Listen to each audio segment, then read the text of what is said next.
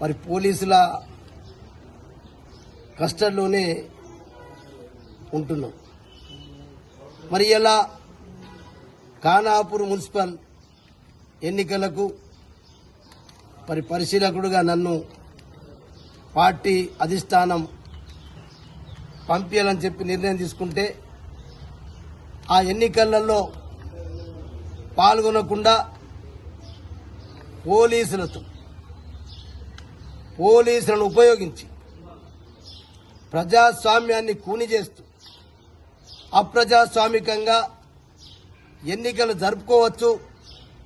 ఇలా బీఆర్ఎస్ పార్టీని అక్కడ ఎన్నికలలో నాయకులు కార్యకర్తలు రాకుండా ఉంచాలన్న ఉద్దేశంతో నిన్న కూడా మరి హౌస్ అరెస్టు, ఇయ్యాల కూడా మళ్ళీ హౌస్ అరెస్ట్ చేయడం నేను ఈ ప్రభుత్వం యొక్క పిరికి పొంద చర్యను తీవ్రంగా ఖండిస్తున్నాను.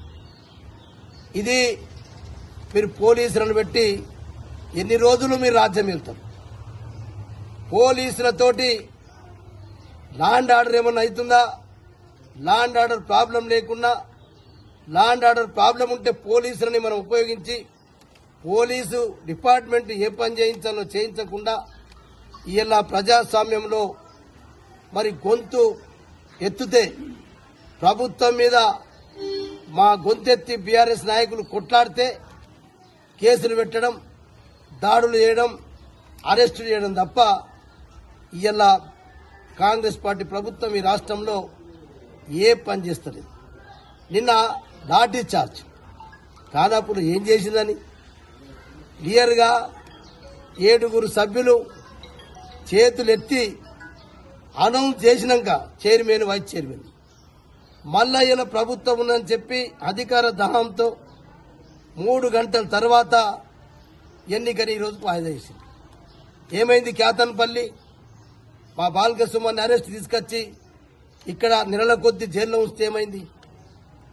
బీఆర్ఎస్ నాయకుల మీద కేసులు పెట్టి జైలుకు పంపిస్తే ఏమైంది? ప్రజా తీర్పు ఎప్పటికైనా ప్రజాస్వామ్య పద్ధతిలోనే ఉంటుంది. ప్రజల తీర్పు కేతన్పల్లి ఇచ్చిండ్రు, ఇబ్రాహీంపట్నం ఇచ్చిండ్రు. మరి కళ్ళు కనబడతలేదా? మీరు అధికారం ఉందని చెప్పి క్లియర్ కట్గా మెజార్టీ ఉన్నటువంటి మున్సిపల్ చైర్మన్ మేము వేయచ్చు వాయిదా, మా ప్రభుత్వం ఉంది అని చెప్పి అనుకుంటే ఎన్ని రోజులు ఉంటుంది? అందుకే ఇవాళ ఏం జరిగిందో కేతన్పల్లి, అట్టనే ఇబ్రాహీంపట్నం, నిన్నటికి ఖానాపూర్ కూడా మీరు పవర్ ఉపయోగించి పోలీసులను పెట్టి లాఠీ చార్జీలు చేసి మా కార్యకర్తల్ని మరి ఎక్కడికక్కడ విపరీతంగా కొట్టిండ్రు. దాన్ని కూడా మేము ఖండిస్తున్నాం.